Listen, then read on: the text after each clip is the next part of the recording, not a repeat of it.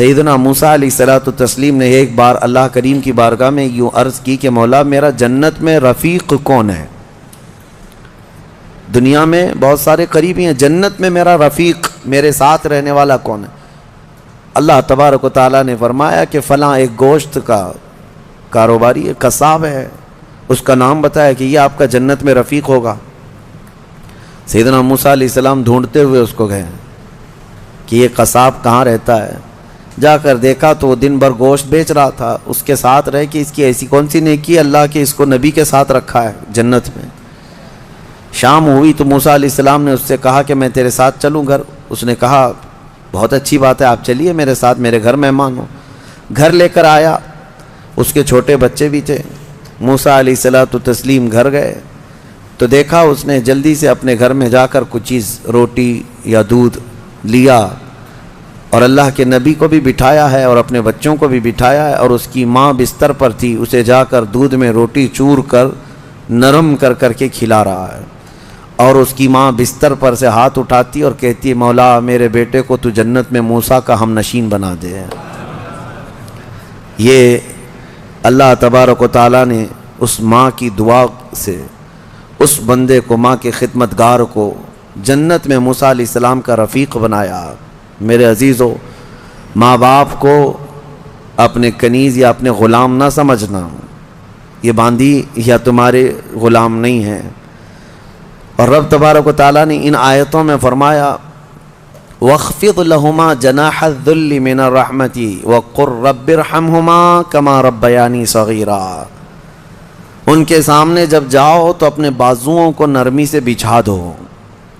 بازوؤں کو بچھا دینا مطلب کیا ہے؟ ان کے سامنے عاجزی کرو۔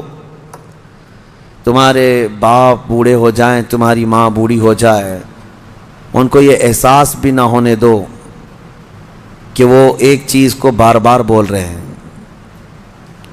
یہ آداب میں لکھا بھی ہے مفسرین نے کہ بڑھاپے میں اگر وہ تم سے دوسری بار سوال کریں ایک ہی چیز کو تو یوں نہ کہنا کہ ابا ابھی تو پوچھے تھے پھر پوچھ رہے ہو آپ، بلکہ ہر بار نئے انداز میں ان کو جواب دو تاکہ اسے احساس بھی نہ ہو کہ وہ بھول رہا ہے۔ یہ حقیقت میں فرمانبرداری ہے بچوں کی، ورنہ دنیا پرست آج ایسے ہو گئے ہیں کہ نعوذ باللہ من ذالک، ماں باپ کو وہ دیکھنا بھی پسند نہیں کرتے، بات کرنا بھی پسند نہیں کرتے۔ کتنے بوڑھے ایسے ہیں، کتنے بوڑھے ایسے ہیں۔ پھر بھی غنیمت ہے ہمارے ملک میں، یورپین کنٹریز، امریکہ میں ایسے حالات ہیں کہ بوڑھے اپنے گھروں میں رہتے رہتے مر جاتے ہیں۔ ہاسپٹل کو پڑوسی لوگ اطلاع کرتے ہیں کہ اس گھر میں جو بوڑھا تھا انتقال کر گیا، آ جاؤ اس باڈی لے جاؤ۔ بیٹے نہیں ہوتے ساتھ میں، کوئی نہیں ہوتا۔ اور آپ پوچھ لینا، مجھے وہاں کے رہنے والوں نے بتایا ہے کہ ایک بوڑھا یا ایک بوڑھی عورت کو کبھی کوئی پوتا ملنے آئے تو اس دن اس کی عید کا دن ہوتا ہے۔ وہاں پر بہت اس کو اہمیت دی جاتی ہے کہ کسی کا پوتا یا کسی کا نواسا ناتی ملنے کے لیے آ گیا بوڑھے کو، تو کہا گیا کہ اس کا گھر جو ہے عید کی طرح ہو جاتا ہے، اتنی خوشیاں ہوتی ہیں۔ اس طرح سے اولاد کو دور کرنے کا نظام بنا کر وہ دنیا میں امن کی بھی بات کرتے ہیں۔ بہرحال یہ قیامت کی نشانیاں ہیں۔ حضور پاک صلی اللہ تعالیٰ علیہ وسلم نے اس شخص کے لیے ہلاکت کی دعا کی ہے، ممبر پر کھڑے ہو کر کے میرے آقا نے ہلاکت کی دعا کی ہے، مولا وہ شخص ہلاک ہو، برباد ہو جائے۔ حضرت جبرائیل امین نے دعا کی اور حضور نے آمین کہا۔ وہ شخص ہلاک و برباد ہو جائے جو اپنے ماں باپ کو پایا لیکن ان کی خدمت نہیں کر سکا، ان کی خدمت نہیں کر سکا اور ان کو راضی کر کے جنت نہیں حاصل کر سکا، ایسا شخص ہلاک و برباد ہو جائے۔ حضور نے آمین کہا۔ اس بات کو سمجھو، کتنی مائیں ہیں جو ہمارے پاس اپنے بچوں کے متعلق کہتی ہیں، کتنے باپ ایسے ہیں جو اپنے بچوں کے متعلق ہمارے پاس کہتے ہیں، اور کتنے تو ایسے ہیں جو یہ کہتے ہیں کاش میری اولاد نہ ہی ہوتی تو میں سکون سے ہوتا۔ تو تم ایسے تو نہ بن جاؤ کہ تمہارے والدین تمہارے پیدا ہونے پر بھی افسوس کرنے لگ جائیں، وہ زیادہ دن تک تمہارے ساتھ رہنے والے نہیں ہیں، کیا خبر۔ اس لیے کوشش یہ کرو کہ ان کا احترام کریں، جتنے دن ہیں ان کو سکون کی سانس لینے دو، اور ہو سکے تو اپنے ہاتھ سے ان کی خدمت کرو، اپنے ہاتھوں سے ان کی خدمت کرو، کیونکہ ان کی خدمت کا بدلہ تم دے ہی نہیں سکتے۔ جب تم ماں کے پیٹ میں 9 مہینے تھے، ایک جھٹکا جو تم نے لگایا، تم 7 بار اپنی ماں کو حج کرا کر کے بھی اس جھٹکے کا اجر نہیں دے سکتے، اس کا بدلہ نہیں چکا سکتے۔ تم اپنی ماں کو کندھے پر بٹھا کر حج بھی کرا لو 7 مرتبہ، تب بھی تم اس کا وہ حق نہیں ادا کر سکتے۔ بہت بڑا عظیم حق ہے، اور کتنے ہلکے میں دھڑلے سے نوجوان اپنی ماؤں کو گالیاں تک دیتے ہیں، نعوذ باللہ۔ اور فرمایا گیا کہ جب ماں باپ، ایک نشانی میں آپ کو بتا دوں آپ کی زندگی کی، سب کو بتا دیتا ہوں، اپنی اپنی زندگی میں اس کو جانچ لینا۔ ابھی کل ہی کی بات ہے، میرے سامنے ایک بات آئی تھی، تجربے کی ہے، اس لیے میں آپ کے سامنے کہہ رہا ہوں۔ اللہ ایسا ہرگز نہ ہونے دے ہمارے گھر میں، جس دن ماں اور باپ بیٹے سے بات کرنے میں ڈرنے لگ جائیں کہ پتہ نہیں بیٹا ناراض نہ ہو جائے، فرمایا گیا اس دن اس کے رزق کے دروازے بند ہو چکے ہوں گے، اس کی برکت کے دروازے ختم ہو چکے ہیں۔ ماں باپ جب بچے سے ڈرنے لگ جائیں کہ کچھ کہوں گا تو بیٹا روٹھ نہ جائے، الٹا جواب دے دے گا، رس کر کے روٹ کر کے گھر چھوڑ کر بھاگ جائے گا، یہ سب حالات سے جب ماں باپ تم سے بات کرنے میں ڈرنے لگ جائیں، ڈانٹنا تو وہ بہت پہلے ہی چھوڑ چکے ہیں، اب بات کرنے میں بھی ڈرنے لگ جاتے ہیں جب بچہ جوان ہوتا ہے۔ اصل خدمت اور اصل فرمان برداری یہی ہے کہ تم جوان اور طاقتور ہو اور وہ بوڑھے ہو چکے ہیں، اور جب ماں باپ جوان رہتے ہیں اور بچہ چھوٹا ہوتا ہے سب ادب کرتے ہیں، کیونکہ اس وقت ماں باپ طاقتور ہیں، کما بھی رہے ہیں، اور بچے کے اندر طاقت نہیں، وہ عزت ہی کرتا ہے، احترام کرتا ہے۔ اصل عزت اور احترام اس وقت ہے جب تم کما رہے ہو، طاقتور ہو گئے ہو، اور ماں باپ بوڑھے ہو چکے ہیں۔ اب دیکھا جائے گا تمہارا امتحان کہ تم اپنے ماں باپ کے ساتھ اب کس طرح سلوک کرتے ہو۔ اللہ کریم ہم سب کو والدین کی فرما برداری عطا فرمائے، اور جن کے والدین موجود ہیں وہ خدمت کر کے وہ جنت حاصل کریں۔ قرآن پاک کی ایک آیت اللہ تعالیٰ نے یہ بھی فرمایا، وَلَا تَمْشِ فِي الْأَرْضِ مَرْحًا، زمین میں اکڑ کر مت چلو، إِنَّكَ لَن تَخْرِقَ الْأَرْضَ وَلَن تَبْلُغَ الْجِبَالَ طُولًا، تمہارے اکڑ کر کے چلنے سے نہ زمین پھٹے گی، نہ تم یعنی پہاڑوں کے برابر بلند ہو سکو گے۔ تم ذرا دیکھو تمہاری حیثیت کتنی ہے۔ جو لوگ اکڑ کر کے گردن اونچی کر کے چلتے ہیں ان کے لیے کہا گیا ہے کہ غرور اور گھمنڈ آدمی کو ڈبو دیتا ہے، اور یہی غرور دنیا کا سب سے پہلا گناہ ہے جو شیطان کے اندر آیا۔ اس نے آدم علیہ السلام کو سجدہ جو نہ کیا، وہ اکڑ ہی تو تھی، میں کیوں جھکوں اس کے سامنے، اور یہ اکڑ اللہ کو بالکل پسند نہیں۔ حدیث پاک میں ہے قیامت کے دن جو غرور اور تکبر کرتے تھے ان کو چونٹیوں کی طرح بنایا جائے گا، اور پورے اہل محشر سے کہا جائے گا ان کو اپنے پیروں سے روندو۔ غرور اور تکبر نہ آنے کے لیے جو علاج ہے اس میں کوشش یہ کرو کہ سلام میں تم پہل کرو، مسلمان کو دیکھو تو پہلے سلام کرو۔ عاجزی آنے کا ایک راستہ ہے، غرور اور تکبر کو ختم کرنے کا ایک ذریعہ ہے۔ میرے آقا صلی اللہ علیہ وسلم نے فرمایا سلام کرو ہر ایک کو۔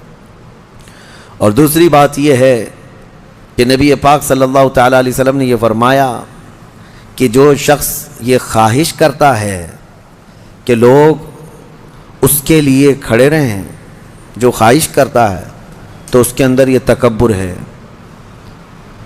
جو شخص یہ خواہش کرتا ہے کہ لوگ اس کے عزت کے لیے کھڑے رہیں، وہ اس کے اندر غرور ہے، تکبر ہے۔ ہاں بغیر اس کی خواہش کے کوئی تعظیم کرتا ہے تو یہ اس پر قصور نہیں ہے۔ علماء کرام کا، اساتذہ کا، مشائخ کا ہم ادب کرتے ہیں، کھڑے ہوتے ہیں، لیکن ان کے حکم سے نہیں ہے، یہ ہم اپنی عاجزی کے ساتھ کھڑے ہوتے ہیں۔ یہ ادب ہر ایک کے دل میں ہے۔ ماں باپ آئے ہیں تو ہم کھڑے ہو جاتے ہیں۔ ماں باپ کے لیے کھڑا ہونا، مشائخ کے لیے کھڑا ہونا، یہ ایک مستحسن کام ہے۔ لیکن ہر آدمی اگر کوئی یہ سوچے کہ سارے دنیا میرے لیے کھڑی ہوتی رہے تو اس کے اندر یہ تکبر ہے، اس کے اندر غرور ہے، یہ گھمنڈ ہے۔ اللہ تعالیٰ ایسی چیزوں سے محفوظ فرمائے۔ میں سورہ کہف کو عرض کرتا ہوں کیونکہ بہت فضیلت والی سورہ آج ہم نے تلاوت کی ہے، بالکل بیچوں بیچ میں یہ سورہ آئی ہے قرآن پاک کے، سورۃ الکہف۔ اس کی فضیلت یہ ہے کہ نبی پاک صلی اللہ علیہ وسلم نے فرمایا جو اس کو شب جمعہ پڑھے گا، یعنی جمعہ کے دن یا مغرب سے لے کر کے جمعرات کا دن جب ختم ہو جاتا ہے، مغرب سے ہی جمعہ کا دن شروع ہوتا ہے، دوسری مغرب آنے تک جو سورہ کہف کی تلاوت کرے گا اس کے جہاں تلاوت کر رہا ہے وہاں سے لے کر خانہ کعبہ تک اللہ ایک نور پیدا فرمائے گا. اور بھی بہت ساری فضیلتیں کنز العمال میں آئی ہیں. فرمایا کہ جو سورہ کہف پڑھے گا اللہ اسے 3 دن تک ہر طرح کے گناہوں سے بچا لے گا. اور پھر کنٹینیو کرتا رہے. اور میرے آقا صلی اللہ علیہ وسلم کی ایک حدیث یہ بھی ہے کہ جو سورہ کہف کی شروع کی 10 آیتیں ہیں، ایک پیج میں پوری 10 آیتیں ہیں، جو یاد کر لے گا دنیا کا سب سے بڑا فتنہ دجال جب آئے گا اللہ اس کو اس فتنے سے محفوظ فرمائے گا. وہ دجال کے فتنے سے محفوظ رہے گا، ورنہ دجال کا فتنہ بہت سخت ترین ہوگا. یہاں باباؤں کے فتنے سے لوگ نہیں بچ رہے ہیں. کوئی چمتکاری بابا آ جائے تو سب اس کے سامنے بھیڑ لگا دیتے ہیں. دجال تو مردے کو زندہ کر کے دکھائے گا، بارش بھی برسا کے دکھائے گا. ہاں دجال خالی چٹی نکال کے نہیں دکھائے گا، ہاں وہ گھاس بھی اگا کر دکھائے گا، سبزے بھی نکالے گا، بہت ساری چیزیں ایسے عجوبے کر کے دکھائے گا. لیکن بہت لوگ اس کے پیچھے اندھادھند بھاگنے لگ جائیں گے کہ ہمارا خدا اتر پڑا. صرف ایمان والے جن کو اللہ بچانا چاہے وہ اس کے فتنے سے محفوظ رہیں گے. ایک تو بچ جانا الگ ہے، لیکن جو اس پر ایمان نہیں لاتا ان کو وہ سزا بھی دیتا ہے. دجال جو ہے دونوں ٹانگیں پکڑ کر چیر دے گا، کچھ لوگوں کو کھولتے ہوئے تیل میں بھی ڈال دے گا. اس کا رعب و دبدبہ ہوگا، اس کا غلبہ ہوگا. اس کے لیے مومنین کو وہ اذیتیں بھی دے گا، تکلیفیں بھی دے گا. لیکن جو جمع رہا اس کے لیے بہت بڑی جنت ہے، بہت بڑی جنت کا اللہ نے وعدہ فرمایا. لہٰذا اس فتنے سے حفاظت کے لیے حدیث میں ملتا ہے کہ جو سورہ کہف کی 10 آیتیں روزانہ رات کو پڑھ لیا کرے اللہ تعالیٰ اس کو دجال کے فتنے سے محفوظ فرماتا ہے. اللہ کریم ہم سب کو دجال کے آنے تک دنیا میں نہ رکھے. اگر فتنہ اللہ تبارک و تعالیٰ کوئی آزمائش کا ارادہ فرمائے تو ہمیں بغیر آزمائے بغیر فتنے میں مبتلا کیے دنیا سے اٹھا لے، ہمیں صحیح و سلامت اللہ موت عطا فرمائے. اس پورے پارے میں 3 سوالات کرنے کے لیے یہودی آئے تھے حضور صلی اللہ علیہ وسلم کے پاس. اب ایک بات میں بتاتا ہوں، یہ سورہ جو اتری ہے نا پوری، یہودی جو ہے ٹیسٹ لینے کے لیے آئے تھے کہ اللہ کے آخری نبی ہیں تو ہم کچھ ایسے سوالات کریں گے جن کے جواب عربوں کو تو نہیں معلوم تھے، عربوں کو نہیں معلوم، وہ صرف اہل کتاب جانتے تھے. وہ 3 سوالات کیا لے کر کے آئے تھے حضور صلی اللہ علیہ وسلم سے. انہوں نے کہا روح کس کو کہتے ہیں؟ روح جہاں معلوم ہے سب کے پاس ابھی، روح کس کو کہتے ہیں؟ دوسرا ان کا یہودیوں کا سوال تھا اصحاب کہف کون تھے اور کتنے تھے؟ یہ غار والے لوگ کون تھے اور کتنے تھے؟ یہ سوال انہوں نے لا کر کے پیش کیا. تیسرا سوال تھا ذوالقرنین کون ہیں؟ حضور پاک صلی اللہ علیہ وسلم نے فرمایا جاؤ میں کل اس کا جواب دوں گا. اب سنو، یہ کس کے لیے؟ نبی رحمت سید الانبیاء کے لیے. سنو توجہ سے، جو بڑے ڈھیٹ سے کہتے ہیں نا، عام لوگوں کی بات کر رہا ہوں. رسول رحمت صلی اللہ علیہ وسلم نے یہودیوں سے کہا کہ کل آ جانا میں بتا دوں گا. تو حضور کا یہ ارادہ تھا کہ آیتیں اتریں گی، وہی آئے گی تو میں اس سے جواب دوں گا. کوئی آیت نہیں آئی، کوئی وحی نہیں آئی. دوسرے دن یہودی آئے، حضور پاک صلی اللہ علیہ وسلم نے ان سے فرمایا کہ جاؤ میں اور کل بتاؤں گا. 2 مرتبہ 3 مرتبہ حضور صلی اللہ علیہ وسلم نے ٹال دیا. اور یہودیوں کو یہی چاہیے تھا، بہانہ بدنام کرنے کے لیے، پروپیگنڈا پھیلانے کی. اب آیتیں نہیں آئیں، کئی دن تک وقفہ ہو گیا. روز آیت آتی تھی، کبھی دن میں کئی مرتبہ آیتیں اترتی تھی، لیکن اتنا لمبا وقفہ ہو گیا. حضور اکرم صلی اللہ علیہ وسلم کے قلب اطہر پر یہ بات بہت گراں گزر رہی تھی کہ کیا ہو گیا. تب پھر اللہ تعالیٰ نے یہ سورہ تو اتاری، سورہ کہف، لیکن اس میں یہ فرمایا وَلَا تَقُولَنَّ لِشَيْءٍ إِنِّي فَاعِلٌ ذَلِكَ غَدًا. اے محبوب ہرگز یہ مت کہنا کہ کل میں یہ کر دوں گا. یہ اللہ تعالیٰ کو پسند نہیں ہے. اپنے رسول کو اللہ تعالیٰ فرما رہا ہے ہرگز یہ مت کہنا کہ کل میں یہ کر دوں گا. إِلَّا أَن يَشَاءَ اللَّهُ. جب بھی کہنا تو یوں کہنا اگر اللہ چاہے تو کروں گا. یہی ہے انشاءاللہ. انشاءاللہ جو ہم کہتے ہیں بعض لوگوں کو شک لگنے لگتا ہے، ارے پکا بولو نا. انشاءاللہ ہر پکی بات پہ بھی بولا جائے. ہاں یہاں ہمارے ہاں اس طرح کا رواج ہے. شروع میں ایسا تھا, ہم جو ہے مصر میں بس جا رہی تھی ہمارے جہاں جانا ہے کالج کلیہ پہ, نمبر بھی وہی ہے بس کا, لیکن شک ہو رہا تھا. تو بس کے ڈرائیور سے ہم نے پوچھا کہ یہ کلیہ جائے گی, مدینہ نصر جائے گی؟ اس نے کہا انشاءاللہ. تو منہ دیکھتے کھڑے رہ گئے. پھر سے اس سے پوچھا کہ جائے گی وہاں پہ جائے گی؟ اس نے کہا انشاءاللہ. بیٹھو. یہ انشاءاللہ وہ یقین کے لیے بول رہے ہیں, لیکن جو کھڑے ہیں ان کو ایسا لگ رہا ہے پتہ نہیں یہ پکا ہے بھی کہ نہیں ہے. نعوذ باللہ. یہاں لوگوں نے بھی جو ہے اس طرح سے بنا لیا ہے کہ اگر ان کو ایسا لگتا ہے کہ ڈاواں ڈول ہے تو ہم یہ بول کے نکل جائیں. ٹھیک ہے, اگر آپ کو کسی معاملے میں شک ہے تب بھی کہو انشاءاللہ, لیکن جس معاملے میں یقین ہے اس میں بھی کہو انشاءاللہ. یقین ہے اس میں بھی کہو انشاءاللہ. اب آپ کو اس مجلس میں بیٹھے ہیں, آپ گھر جانا ہے نا آپ سب کو, جبکہ پکا معلوم ہے ابھی اٹھیں گے اب جائیں گے اب سب لوگ, لیکن آپ کو کہنا کیا چاہیے انشاءاللہ. اگر اللہ چاہے تو میں جاؤں گا, ورنہ ہمیں پتہ نہیں دروازے کے باہر نکلنے سے پہلے بھی موت آ سکتی. انشاءاللہ کی عادت ہو.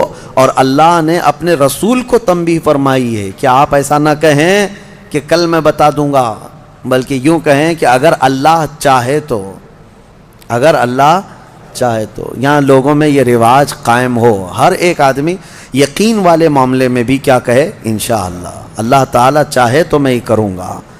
ہمارے استاد ایک کہتے تھے, ایک آدمی گھوڑا خریدنے کے لیے آیا, پیسے تھے اس کے پاس 50,000 روپے. امام صاحب کے پاس آیا, کہا کہاں جا رہے ہو؟ کہا گھوڑا خریدنے جا رہا ہوں.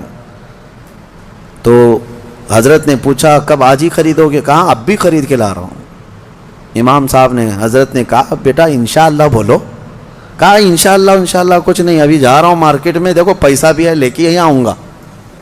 یہ یہاں کا رواج ہے, یعنی انشاءاللہ وغیرہ کی ضرورت نہیں ہے, ابھی جا رہا ہوں پکا ہے لے کے ہی آؤں گا. انہوں نے کہا پھر بھی بولو. کہا نہیں اس کی کیا ضرورت ہے. گیا, وہ گھوڑا خریدنے کے لیے مارکیٹ میں گیا تھا, اس سے پہلے کھانے کے لیے کسی ہوٹل میں گیا, کھانا کھایا, خوب بریانی وغیرہ ساری چیزیں, کسی نے اس کے پاس پیسے مار لیے, پوری پاکٹ کاٹ لیا, پورے جتنے پیسے تھے. اب اس کے بعد اٹھا, اس کے پاس بل دینے کے لیے بھی پیسے نہیں تھے. تو ہوٹل والوں نے کہا کہ یہ تو چور چکا دکھ رہا ہے, اتنا سب کھا لیا اور بل دینے کے لیے برسوں پہلے کی بات ہے. اس کو وہیں پر لگا دیا اور کہا کہ پورے برتن دھل کے جائے یہاں سے. ہوٹل کے پورے برتن اس سے دھلوائے, صفائی کروائے. شام ہو گئی, کپڑے میلے تھے, کچیلے ہیں, پتہ نہیں کتنے ٹیبل صاف کیا, برتن دھویا اور واپس منہ لٹکائے آیا. حضرت بیچ میں مل گئے امام صاحب. کہا کہاں ہے گھوڑا؟ تو اس نے کہا میں انشاءاللہ گیا تھا گھوڑا لانے, انشاءاللہ کھانا کھا رہا تھا, انشاءاللہ کسی نے پیسے چرا لیا, پھر انشاءاللہ ہوٹل والے نے جو ہے برتن منجوایا, پھر انشاءاللہ میں ٹیبل صاف کیا, پھر انشاءاللہ اب واپس آیا. اب تو ہر بات پہ انشاءاللہ. میرے عزیزو, یہ کوئی انشاءاللہ یہ محاورہ نہیں ہے, تکیہ کلام نہیں ہے, یہ یقین کو جتاتا ہے. اللہ کی ذات سے آپ کا کتنا گہرا تعلق ہے. لٹ جانے کے بعد مت کہو, سب کچھ ہونے کے وقت بھی کہو کہ اگر میرا مولا چاہے. اسی طرح کی ایک روایت حضرت سلیمان علیہ السلام کے متعلق ہے. ان کی 100 بیویاں تھیں. انہوں نے ایک رات یوں کہا کہ آج کی رات میں اپنی ساری بیویوں کے پاس جاؤں گا, سب سے صحبت کروں گا اور ہر ایک سے ایک مجاہد بیٹا پیدا ہوگا. لیکن انہوں نے انشاءاللہ نہیں کہا تھا. وہ گئے, رات ساری بیویوں سے ملاقات کی. اللہ کے نبی ہیں, نبی کی طاقت کو عام انسانوں سے کمپیئر نہیں کریں بہرحال.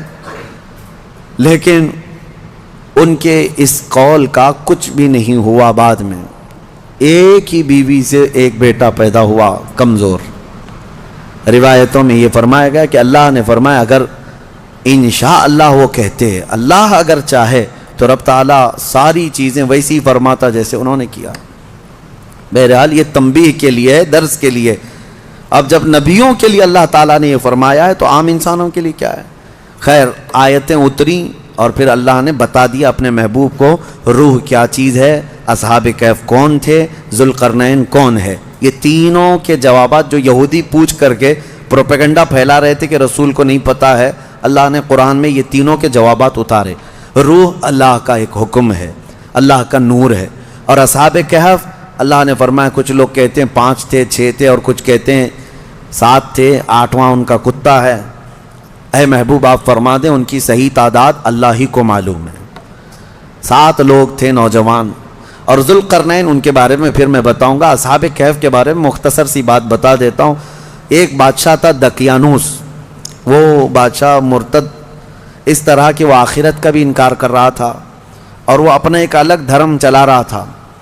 عیسیٰ علیہ السلام کا دین پرانا ہو گیا، یعنی عیسیٰ علیہ السلام کے دین میں ہی یہ چیزیں ہو رہی تھی۔ تو وہ اس زمانے میں سب لوگ بت پرستی میں اور خدا کے انکار میں مبتلا تھے۔ تو 6-7 لوگ ایسے تھے جو بادشاہ کے سپاہیوں میں تھے یا وزیروں میں تھے یا الگ الگ تھے۔ یہ لوگ پوشیدہ طور پر اللہ ہی کی ذات پر یقین رکھتے تھے، ایمان رکھتے تھے، لیکن یہ ظاہر نہیں کر رہے تھے کہ ان کے بادشاہ مار ڈالے گا۔ لیکن کب تک اس طرح چھپ کر کے رہیں؟ تو یہ 7 لوگ یا 8 لوگ جتنی ان کی تعداد تھی، ایک جگہ یہ لوگ مل لیا اور کہا کہ ہم یہ شہر چھوڑ کر بادشاہ کی سلطنت سے دور چلے جاتے ہیں تاکہ ہمیں ہمارے دین پر آسانی سے عمل کا موقع ملے۔ وہ سب بادشاہ کو چھوڑ کر کے اچانک ایک دن رات کو طے کر کے نکلے۔ راستے میں ایک کتا ان کے ساتھ ہو گیا۔ انہوں نے کتے کو کہا کہ یہ کتا کہیں بھوکے گا تو ہم کو پکڑوا دے گا، اس کو چھوڑ دو۔ تو کتے نے فصیح زبان میں کہنا شروع کیا کہ میں بھونک کر پکڑوانے کے لیے نہیں بلکہ میں تمہاری حفاظت کے لیے ساتھ چل رہا ہوں۔ اللہ نے اسے زبان دی، یہ واقعہ موجود ہے۔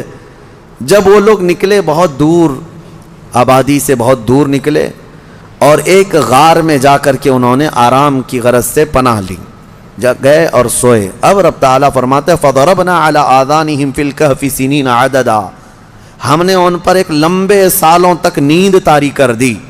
وہ سوئے تو سوتے رہ گئے۔ اب ہوا یہ کہ بادشاہ کو دوسرے دن کسی نے شکایت کی کہ 7 لوگ آپ کے وزیروں میں سے سپاہیوں میں سے ایسے ہیں جو آپ کے دین پر نہیں، وہ اللہ پر ایمان رکھتے اور وہ شہر چھوڑ کر چلے گئے۔ بادشاہ نے ان کی تلاش جاری کروائی، کہاں ہیں ڈھونڈو۔ جب تلاش جاری ہوئی تو ایک چرواہے نے بتایا کہ ایک جگہ سے میں ان کو گزرتے ہوئے دیکھا، اس غار میں گئے۔ بادشاہ اپنے سپاہیوں کو حکم دیا کہ جاؤ اس غار میں دیکھو۔ دیکھا تو کچھ لوگ سوئے ہوئے تھے۔ بادشاہ نے کہا ان کی سزا یہ ہے کہ ان کے غار کے منہ پر دیوار بنا دو، ان کی قبر یہی ہو جائے، یہ باہر یہاں سے نہ نکل سکے۔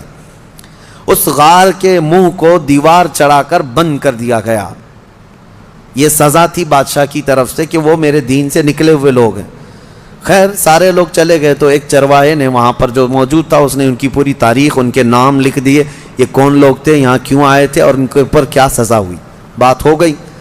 یہ دقیانوس بادشاہ کا ظلم تھا، وہ لوگ چلے گئے۔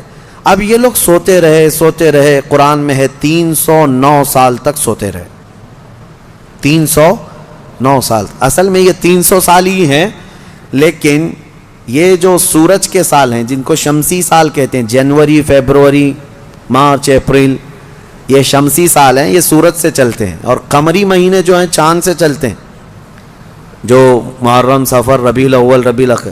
اس میں اور اس میں فرق کیا ہوتا ہے معلوم ہے؟ ہر 100 سال پہ 3 سال کا فرق آ جاتا ہے۔ ہر 100 سال پہ 3 سال کا فرق آ جاتا ہے، یعنی اسلامی مہینے کبھی 29 کے ہوتے ہیں، کبھی 30 کے، کبھی 2 مرتبہ 29 کے ہو گئے۔ یہ جو چاند والے مہینے ہم ان کو اسلامی مہینہ کہتے ہیں، اصل یہ چاند کے مہینے، چاند ایسے چلتے ہیں۔ اور باقی جو سورج سے چل رہے ہیں شمسی مہینے، جنوری، فیبروری، یہ فکس ہیں، ان میں کوئی چاند بھی دیکھنے کی ضرورت نہیں، سورج بھی دیکھنے کی ضرورت نہیں، وہ فکس ہیں۔ تو ان سالوں کے اعتبار سے جو شمسی سال اگر 100 سال ہو گئے تو قمری جو ہے نا 103 سال ہو جائیں گے۔ اس طرح 300 سال شمسی وہ اصحاب کہف سوتے رہے، لیکن قمری مہینوں کے اعتبار سے 309 سال ہو گئے، 9 سال ایکسٹرا۔ تو 309 سال کے بعد اللہ تعالیٰ نے دوبارہ کیسے ان کو اٹھایا؟ اب روایت میں یہ ہے کہ ایک بادشاہ آیا بیدروس، وہ اچھا بادشاہ تھا، منصف تھا، عادل تھا، ایمان والا تھا۔ اس نے اپنی قوم کو ہدایت دینے کی بہت کوشش کی، سمجھا رہا تھا کہ آخرت پر ایمان لاؤ، اللہ دوبارہ موت کے بعد اٹھانے والا ہے۔ لوگ انکار کرتے تھے کہ کچھ نہیں ہوتا، مرنے کے بعد جو ہے نا جیسے جلا کر کے راکھ کر دیے، استھیاں بہا دیا گنگا میں، اب کوئی آنے والا نہیں ہے، یہی عقیدہ تھا۔ اس وقت بھی تھا کہ کوئی دوبارہ اٹھایا نہیں جائے. عجیب بات ہے, جلا کر راکھ کر کے دریا میں بہاتے ہیں اور کہتے ہیں کہ حساب کتاب کچھ نہیں ہوگا, لیکن پرن جنم کا عقیدہ رکھتے ہیں. نہیں, دوسرے جنم میں چوہا بلی ہو کے پیدا ہو سکتا ہے, کتا بھی بن کے پیدا ہو سکتا ہے. اچھے گن کیا تھا تو کچھ اچھا بن کے پیدا ہوگا, اب برے گن کیا تھا تو دوسرے جنم میں پتہ نہیں کیا بن کے پیدا ہوگا. اب یہ جتنے حکومت میں بیٹھے ہم دیکھتے ہیں کیا بن کے پیدا ہوں گے ان کے حساب سے. ہمارا عقیدہ تو نہیں ہے. ہمارے ہاں ایک بار موت کے بعد دوبارہ قیامت کے دن ہی اٹھایا جائے گا, قیامت کے دن ہی دوبارہ اٹھایا جائے. اس کا انکار کر رہے تھے لوگ کہ دوبارہ اٹھایا نہیں جائے گا. تو بہدروس بادشاہ اللہ کی بارگاہ میں دعا کر رہا تھا, مولا کوئی ایسی نشانی بتا دے کہ جس نشانی کو دیکھ کر کے یہ قوم ایمان لے آئے. تو اس بادشاہ کی دعا پر اصحاب کہف جو 300 سال سے سو رہے تھے, اللہ نے ان کو دوبارہ اٹھایا. وہ اٹھے, انہوں نے آپس میں ایک دوسرے کو سوال کیا کہ ہم کتنے دن کب سے یہاں سو رہے ہیں. کسی ساتھی نے کہا صبح آئے تھے دوپہر ہو گئی ہے. کسی نے کہا نہیں تھوڑا زیادہ سو لیے. بعد میں پھر انہوں نے اپنی نشانیاں دیکھی, ناخن بہت بڑے, بال الگ سے دکھ رہے ہیں. انہوں نے کہا کچھ تو معاملہ ہے, اللہ بہتر جانتا ہے ہم کتنے دن یہاں ٹھہرے رہے. ایمان والے تھے. ان ساتھیوں نے ایک اپنے ساتھی کو پیسے دے کر کے بازار بھیجا کہ بھوک بہت لگی ہے, کھانا لے آؤ. دیکھیں اللہ دوبارہ زندہ کر رہا ہے تو کھانے کی بھوک بھی ہے. انہیں بھیجا اور اس کو یہ کہہ کر کے بھیجا کہ خبردار کوئی بھی تمہارے اوپر نظر نہ ڈالے بادشاہ کی پولیس, کہ اگر وہ بادشاہ کو پتہ چل گیا تو ہم سب کو گرفتار کر لے گا. وہ 300 سال پہلے کی بات بول رہے ہیں.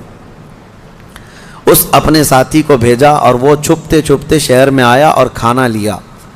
کھانا لے کر کے اس نے پیسے دیا تو دکان والے نے دیکھا پیسے یہ کون سے, 300 سال پہلے کے پیسے. ظاہر سی بات ہے حکومتیں بدلتی ہیں, سکے بدل جاتے ہیں. اس کی تو سب سے بہترین مثال ہمارے زمانے میں دیکھ لیا. آپ لوگوں کو تو یہ سب سمجھانے کی ضرورت نہیں, پرانی 500 کی نوٹ کہاں ہیں, 1000 کی نوٹ کہاں ہیں. حکومتیں جب چاہیں ڈی مونیٹائزیشن کرتی رہتی ہیں.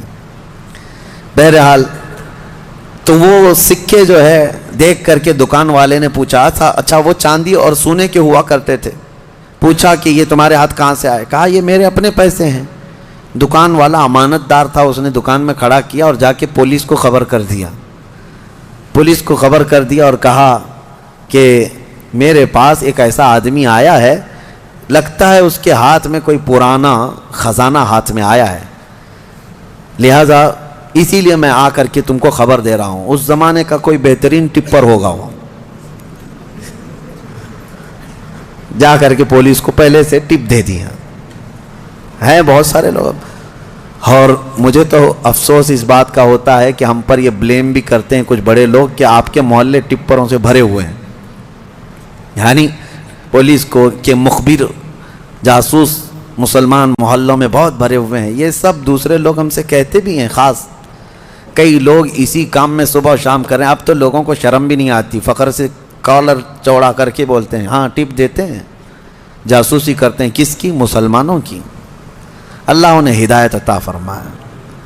تو وہ بیچارہ دکان والا پولیس کو جو جا کر کے خبر کر دیا, پولیس پوری آ گئی بادشاہ کی, لیکن کون سے؟ اب کے بادشاہ کی, بہدروس کی. یہ اصحاب کہف میں سے جو لے کے کھانا لینے آئے تھے ان کو پکڑ لیا. کہا کہ تمہارے پاس یہ پیسے کہاں سے آئے؟ کہا یہ میرے اپنے پیسے ہیں, میرے اور بھی ساتھی وہاں انتظار کر رہے ہیں. بادشاہ کے سامنے لے کر کے حاضری پیشی کر دی پولیس نے. بادشاہ نے پوچھا یہ کیا ہے, کہاں سے آئے ہو؟ انہوں نے اپنا واقعہ بتایا. اس کرسی پر آپ تو نہیں, کوئی اور تھا. یہاں ہم جب گئے تھے کوئی اور تھا, اب آپ آئے ہمیں معلوم نہیں ہے. ہم یہاں سے اپنا ایمان بچا کر گئے تھے, ہم سوئے غار میں اور بھوک لگی تو کھانے کے لیے آئے. بہدروس کو معلوم تھا کہ ایک دقیانوس بادشاہ کے ظلم سے کچھ لوگ شہر چھوڑ کر گئے تھے اور ان کے غار پر دیوار بنا کر ان کی قبر بنا دی گئی تھی. جیسے ہی بہدروس کو یہ پتہ چلا کہ ان میں سے کوئی آیا ہے, کرسی چھوڑ کر اٹھا اور کہا لے چلو مجھے تمہارے ساتھیوں کے پاس. بادشاہ اپنی فوج کے ساتھ نکل پڑا اس غار کے پاس جہاں یہ لوگ سوئے تھے. اب غار میں موجود دوسرے ساتھیوں نے دیکھا تو کہنے پکڑا گیا ہمارا ساتھی, دیکھو پوری پولیس کے ساتھ آ رہا ہے. لیکن جب بادشاہ آیا دیکھا ان اصحاب کہف کو, دیوار پر ان کی پوری تاریخ بھی موجود ہے اور یہ زندہ سلامت بیٹھے ہوئے ہیں. سارے بادشاہ کے ساتھ پوری قوم جتنی تھی سب کے سب اللہ کی بارگاہ میں سجدے میں گر گئے کہ ہم ایمان لاتے ہیں مولا تو قادر مطلق ہے. 300 سال کی نیند کے بعد کسی بھی انسان کو جب اٹھا سکتا ہے تو مرے ہوئے راکھ میں گئے ہوئے انسان کو بھی اٹھانے پر اللہ تو قدرت رکھتا ہے. بے شک مولا میرا قادر ہے. اور اسی لیے رب تعالیٰ نے قرآن میں فرمایا منہا خلقناکم وفیہا نعیدکم ومنہا نخرجکم تارۃ اخری. پتہ ہے یہ ہم دعا کہاں پڑھتے ہیں؟ ولیمے میں، کھانا کھانے کے وقت، قبرستان میں مٹی دینے کے وقت. ہاں کیوں پڑھتے ہیں؟ اس کا مطلب یہ ہے اللہ فرماتا ہے ہم نے اسی سے تمہیں پیدا کیا، مٹی سے اسی سے ہم نے تمہیں پیدا کیا اور اسی میں ہم تم کو لے جائیں گے اور اسی سے ہم تم کو دوبارہ اٹھائیں گے. مٹی دینے کے وقت ہر ایک کو یہ احساس ہونا چاہیے میں اسی سے پیدا ہوا ہوں، اسی میں جاؤں گا اور اسی سے پھر اٹھایا جاؤں گا. تو سارے سجدہ ریز ہوئے، ایمان لائے اور پھر اصحاب کہف واپس اپنے غار میں گئے، پھر سو گئے اور پھر ان کو لمبی نیند آئی اور ایسی نیند آئی کہ آج تک سو رہے ہیں. حدیث پاک میں وہ ابھی بھی سو رہے ہیں. قیامت کے قریب اللہ ان پر صرف موت طاری کرے گا ورنہ ابھی تک وہ سو رہے ہیں. اور ہر عاشورہ محرم کی 10ویں تاریخ کو وہ کروٹ بھی بدلتے ہیں. اصحاب کہف آج بھی سو رہے ہیں اپنے غار پہ. اور قرآن میں اللہ نے فرمایا ان کے غار کو اللہ نے ایسا رکھا ہے کہ سورج بھی ان کے غار کے اوپر سے نہیں جاتا. سورج کی تیز روشنیاں ان کے اوپر نہیں آتی. وہ غار اوپر سے چھپا ہوا نہیں ہے، وہ کھلے میدان میں سوئے ہیں. سورج جب ان کے غار کے اوپر سے جاتا ہے تو دائیں ہو جاتا ہے یا بائیں ہو جاتا ہے موسموں کے حساب سے. سیدھے ان کے اوپر سے نہیں جاتا. موسموں کے تھپیڑوں سے اور سختیوں سے بھی اللہ نے ان کو محفوظ رکھا ہے. اور قرآن میں اللہ فرماتا ہے کہ تم اگر دیکھو گے وَتَحْسَبُهُمْ أَيْقَاظًا وَهُمْ رُقُودٌ وَنُقَلِّبُهُمْ ذَاتَ الْيَمِينِ وَذَاتَ الشِّمَالِ وَكَلْبُهُمْ بَاسِطٌ ذِرَاعَيْهِ بِالْوَصِيدِ. دیکھنے والا دیکھے گا تو ایسا لگیں گے کہ وہ زندہ بیٹھے ہوئے ہیں جبکہ وہ سو رہے ہیں. اللہ فرماتا ہے اور وہ کبھی دائیں اور بائیں پلٹتے رہتے ہیں اور ان کا کتا پالتی مار کر ان کے قدموں میں بیٹھا ہوا ہے. لَوِ اطَّلَعْتَ عَلَيْهِمْ لَوَلَّيْتَ مِنْهُمْ فِرَارًا. اللہ فرما رہا ہے اگر تم دیکھنے کی کوشش کرو گے پیٹ پھیر کر کے بھاگ جاؤ گے. تمہارے اوپر اللہ ایسا رعب ڈالے گا کوئی دیکھ نہیں سکے گا، کوئی دیکھ نہیں. اب جارڈن میں ایک جگہ اصحاب کہف کا غار کہہ کر کے بتایا جاتا ہے اور لوگ اندر گھس کے دیکھ کے بھی آتے ہیں، ویڈیو بھی کر کے آتے ہیں. لیکن قرآن کے اعتبار سے مجھے نہیں لگتا یہ پتہ نہیں جا کر ہڈیوں کے ویڈیو بنا کر کے لاتے ہیں. اور انٹرنیٹ پہ بھی بہت سارے ویڈیو پڑے ہیں اصحاب کہف کا غار، اصحاب کہف کا غار. یہ غار کہاں ہے اور اللہ کیسے محفوظ رکھا ہے آپ وہاں جا نہ سکیں گے. رعب ایسا اللہ تعالیٰ نے اس غار پر رکھا ہے. اب خلاصہ کلام یہ ہے کہ اس میں جو چیزیں عبرت کی ہیں وہ میں کہتا ہوں. وہ کون تھے؟ اللہ کے نبی تھے؟ وہ کون تھے؟ رسول تھے؟ فرشتے تھے؟ نہیں. اللہ فرماتا انہم فتیۃ آمنوا بربہم. بس وہ نوجوان تھے جو اپنے رب پر ایمان لائے تھے. اگر نوجوان مضبوط ایمان لائیں مولا صدیوں تک ان کی حفاظت فرماتا ہے.